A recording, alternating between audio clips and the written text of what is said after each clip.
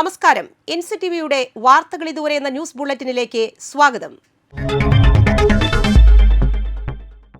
ഇന്നത്തെ പ്രധാന വാർത്താ സംഭവങ്ങൾ നോക്കാം. വാഹനാപകടത്തിൽ പരിക്കേറ്റ് ചികിത്സയിലായിരുന്ന പറപ്പൂക്കര സ്വദേശി മരിച്ചു. മുത്രത്തിക്കര കൊരട്ടിക്കാട്ടിൽ ബാബു എന്ന് വിളിക്കുന്ന അറുമുഖനാണ് മരിച്ചത്. 55 വയസ്സായിരുന്നു. ജനുവരി 1-നായിരുന്നു അപകടം. നന്ദിക്കര സെന്ററിൽ പ്രവർത്തിക്കുന്ന ചിപ്സ് ഹട്ട് ബേക്കറിയുടെ ഉടമയാണ് ബാബു. കട തുറക്കാൻ പോകുന്നതിനിടെ കുറുമാലിയിൽ വെച്ച് ഓട്ടോറിക്ഷയും കാറും കൂട്ടിയിടിച്ചായിരുന്നു അപകടം. ഓട്ടോയിൽ സഞ്ചരിച്ചിരുന്ന ബാബുവിനും ഭാര്യയ്ക്കും പരിക്കേറ്റതിനെ തുടർന്ന് ഉടൻ ആശുപത്രിയിൽ പ്രവേശിപ്പിക്കുകയായിരുന്നു.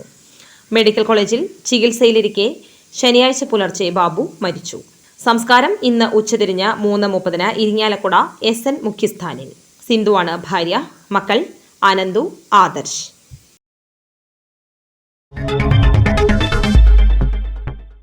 മണ്ണമ്പേട്ട പരിശുദ്ധ അമലോത്ഭവ മാതാവിൻ പള്ളിയിൽ പരിശുദ്ധ അമലോത്ഭവ മാതാവിന്റെയും വിശുദ്ധ സെബാസ്ത്യനോസിന്റെയും സംയുക്ത തിരുനാളിന് കൊടിയേറി. ഫാദർ റാഫി തട്ടിൽ ചടങ്ങുകൾക്ക് കാർമ്മികത്വം വഹിച്ചു. വിശുദ്ധ കുർബാനയും നവനാൾ തിരുക്കർമ്മങ്ങളും നടത്തി. ജനുവരി 18-നാണ് തിരുനാൾ ആഘോഷിക്കുന്നത്.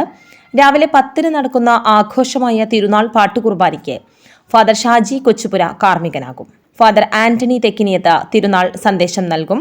വൈകിട്ട് 4-ന് വിശുദ്ധ കുർബാനയും തുടർന്ന് തിരുനാൾ പ്രദക്ഷിണവും ഉണ്ടായിരിക്കുന്നതാണ്. കേരള വ്യാപാരി വ്യവസായി ഏകോപന സമിതി സ്ഥാപക നേതാവായ CM ജോർജിന്റെ ചരമവാർഷിക ദിനത്തിൽ KVVES നന്ദിപുലം യൂണിറ്റിന്റെ നേതൃത്വത്തിൽ അനുസ്മരണം നടത്തി. ജില്ലാ എക്സിക്യൂട്ടീവ് മെമ്പറും യൂണിറ്റ് ജനറൽ സെക്രട്ടറിയുമായ സുമേഷ് നിവേദ്യം അനുസ്മരണ യോഗം ഉദ്ഘാടനം ചെയ്തു. യൂണിറ്റ് പ്രസിഡന്റ് KC ഗോപാലൻ അധ്യക്ഷനായിരുന്നു. സജിത ഗോപിനാഥ്, MG സനിൽകുമാർ, MS രാമചന്ദ്രൻ, അൽഫോൺസ പൗലോസ്, തോമസ് ചോനേടൻ, സുഷമ ഗോപാലൻ എന്നിവർ നേതൃത്വം നൽകി.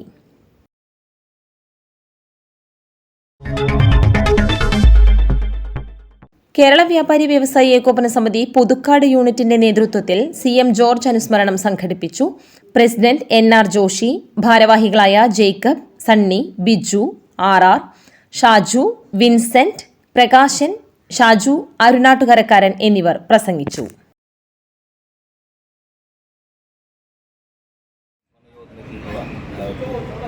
നമ്മളെ അസംഘടിത മേഖലയിൽ നിന്ന് സംഘടിത മേഖലയിലേക്ക് നമ്മളെ വളർത്തിയെടുത്ത ഈ CM ജോർജ് അനുസ്മരണ യോഗത്തിലേക്ക് എല്ലാവർക്കും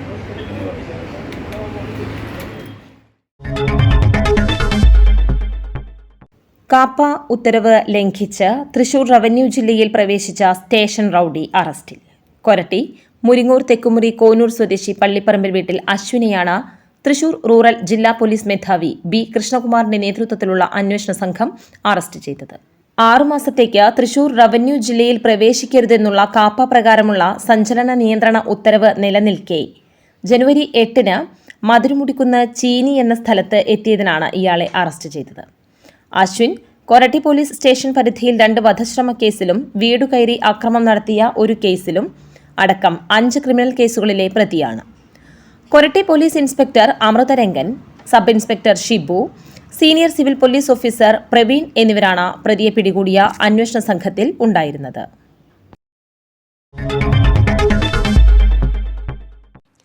യാത്രകൾ മനുഷ്യനെ സംസ്കരിച്ചെടുക്കുന്ന വഴികളിലൊന്നാണ്.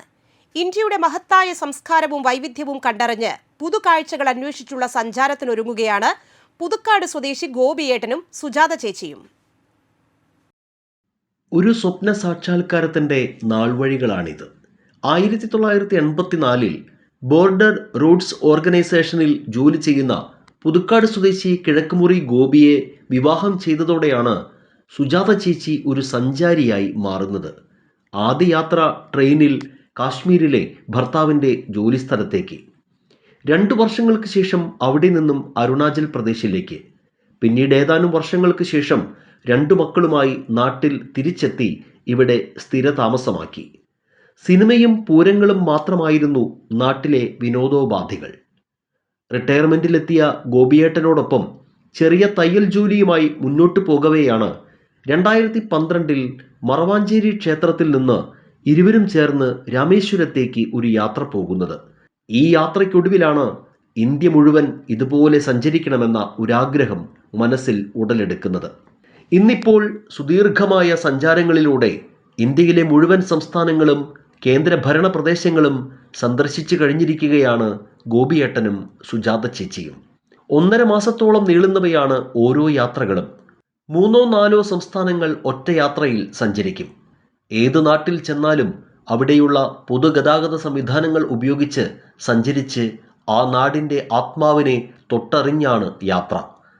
ചെറിയ ബജറ്റിലുള്ള ഹോട്ടലുകളിൽ താമസം. ഭക്ഷണം പരമാവധി സ്വയം തയ്യാറാക്കും.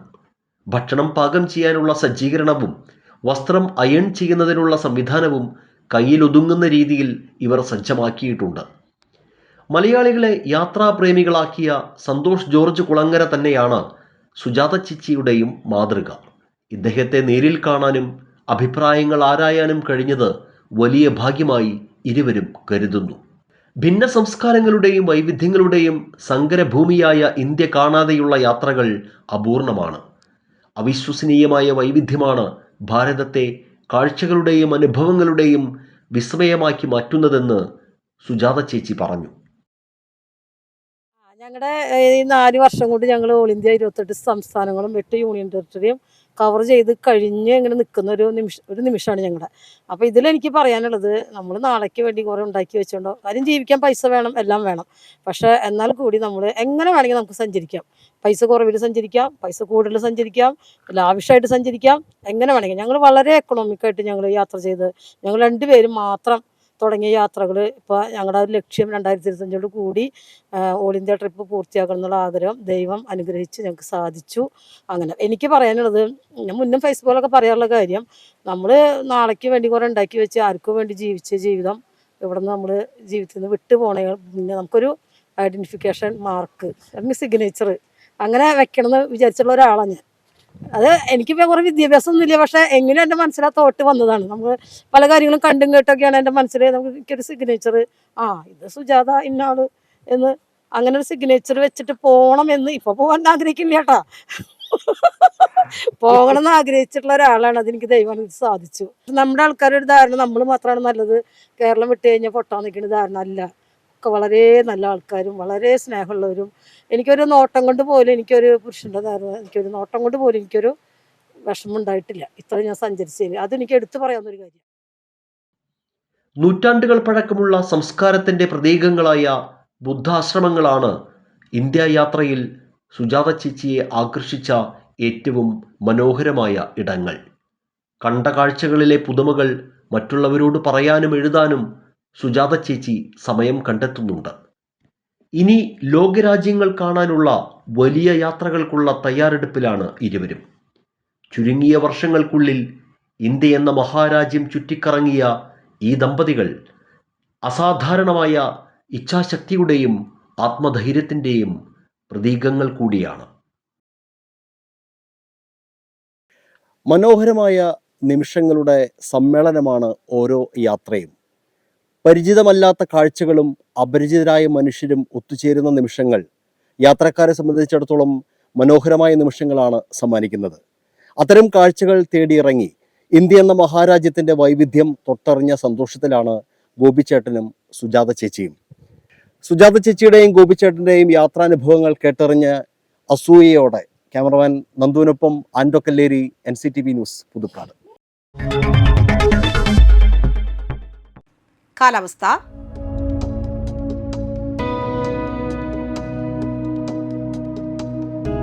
കൂടിയ താപനില 33 ഡിഗ്രി സെൽഷ്യസ്, കുറഞ്ഞ താപനില 23 degree Celsius.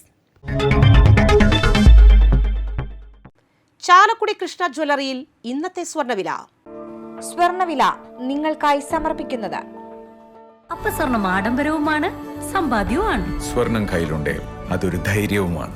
Krishna jewellery gold and diamonds, Chalakudy. ഹൃദയങ്ങൾ കീഴടക്കിയ വിശ്വാസം. സ്വർണം ഗ്രാമിന് 12,875 രൂപയും പവന് 1,03,000 രൂപയും രേഖപ്പെടുത്തി. നെടുമ്പാൾ പുത്തൻപുര പരേതനായ വാസു ഭാര്യ സുലോചന അന്തരിച്ചു. 85 വയസ്സായിരുന്നു. സംസ്കാരം നടത്തി. രതിക, രേണുക, രവി എന്നിവർ മക്കളും, ശ്രീധരൻ, അജയ് ഘോഷ്, ശോഭന എന്നിവർ മരുമക്കളുമാണ്.